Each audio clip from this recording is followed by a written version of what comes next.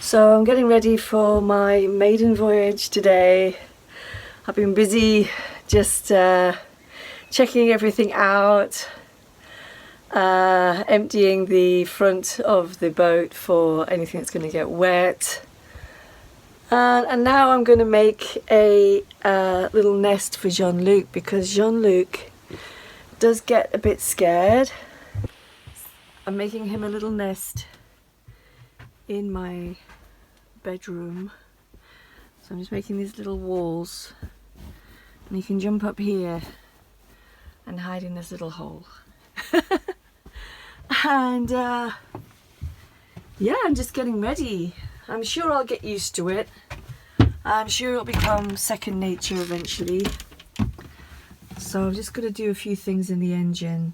Change over the handle to, so the hot water is heated by the engine and the starter is charged here.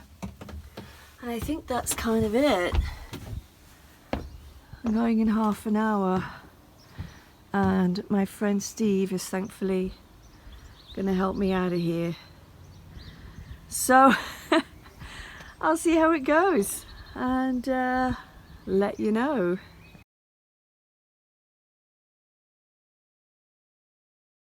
I've done the first 3 locks, which were all really short locks, and Steve has left my windlass on the lock, so he's walking back to get it, hoping it's still there. And then we moored up somewhere where we shouldn't have, and we got stuck on a rock, and that was really stressful. And then this thing overheated, and there was steam bursting out.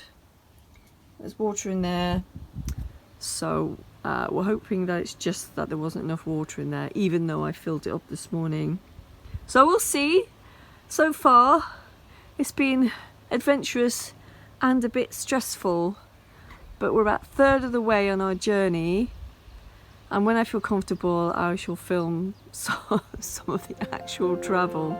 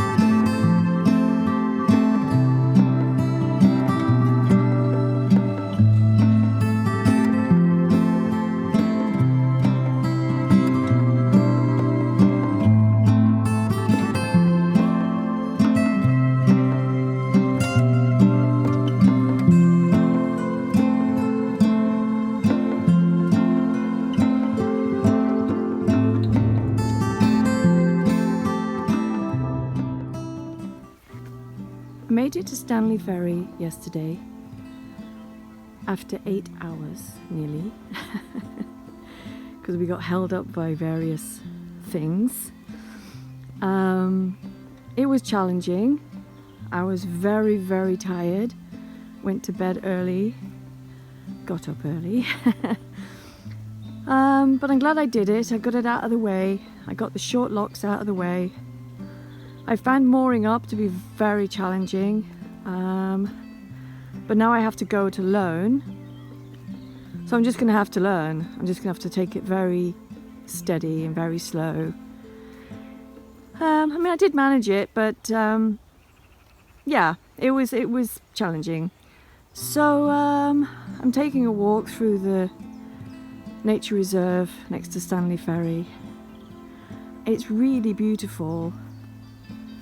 I'm very much appreciating being back in England after 6 years in Spain, which I did love. But one thing I really missed about it was the English countryside. The variety of plants and flowers and greenery. I've come back just in time for the blossoming of the hawthorn trees, to see the mayflower and to smell the mayflower. There's all these different varieties of it as well. Stunning.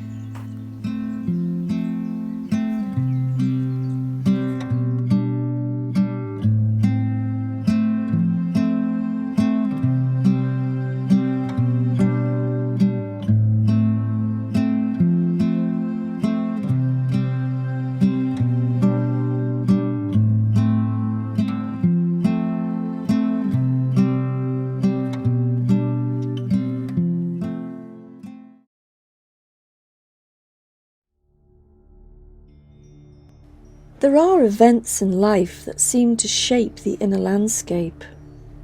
One of those events in my life was a reenactment of the Viking invasion of the Isle of Man. I was only around 11 or 12 years old at the time, and I was very much involved in Manx country dancing. Our team was invited to take part in the reenactment on Peel Beach in 1979.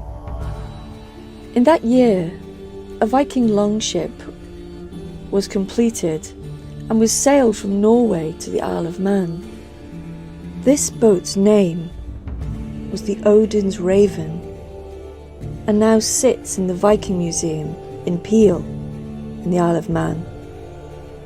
On board was some men dressed as Vikings, and they hopped off the boat and stormed the beach where we'd set up this village. We were all dressed in what we thought were clothes of the time, and they came and they picked up women and raided their houses, and had a real impact on me.